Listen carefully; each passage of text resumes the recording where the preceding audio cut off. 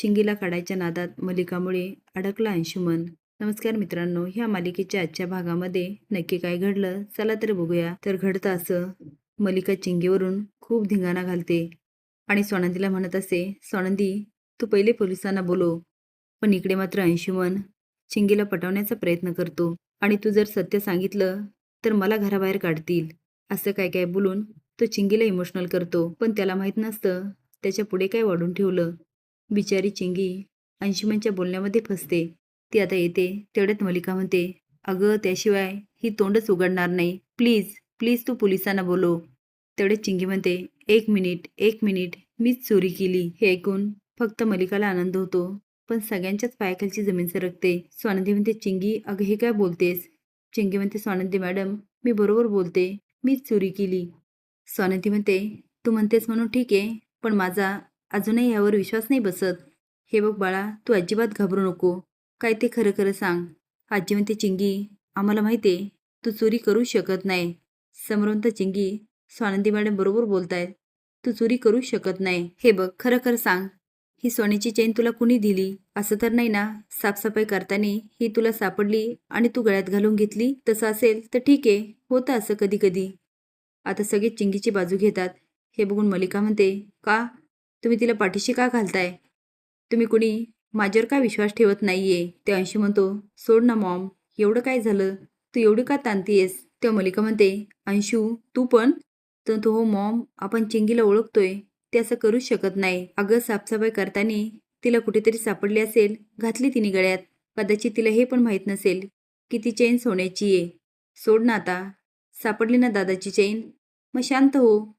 मलिका म्हणते, मी शांत बसणार नाही. हिने चोरी केली, हिला शिक्षा झालीच पाहिजे. काय ग स्वानंदी, अंशुमनची चूक झाली तेव्हा तू शिक्षा केली, आता हिची चूक झाली, हिला नाही शिक्षा देणार? समर तू सांग, तुला असं नाही वाटत का चुकीला शिक्षा झालीच पाहिजे?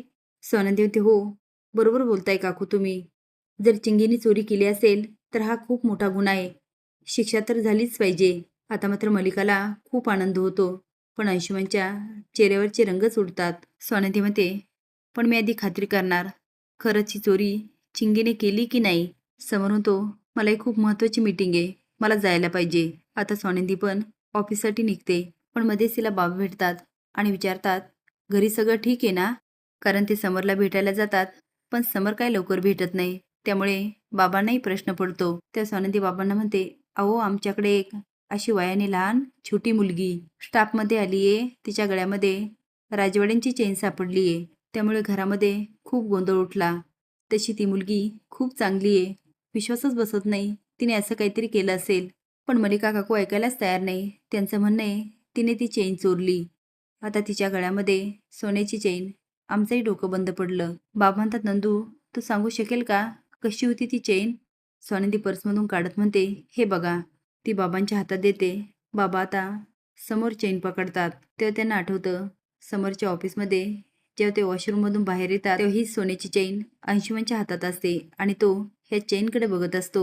त्या बाबा म्हणतात, तुम्ही इथं काय करताय? तेव्हा अंशुमन पटकन चेन लपवतो आणि विचारतो, बाबा तुम्ही कधी आलात? बाबा विचारतात, तुम्ही पुन्हा ऑफिस जॉईन केलं का? तो हो, नाही म्हणजे मध्यंतरी सुट्टीवर होतो, पण खूप काम पडलं. अरे हीच ती फाईल. आता तो फाईल घेतो, पुढे जातो आणि पुन्हा वापस येतो आणि म्हणतो, ही फाईल नाहीये. आता बाबांना त्याच्यावर संशय येतो. ते चेनकडे बघत म्हणतात, नंदू त्या मुलीने चोरी नाही केली, यामध्ये तिचा काही दोष नाही. आता स्वानंदी आश्चर्यचकित होते आणि ते, बाबा हे तुम्ही कसं सांगू शकता?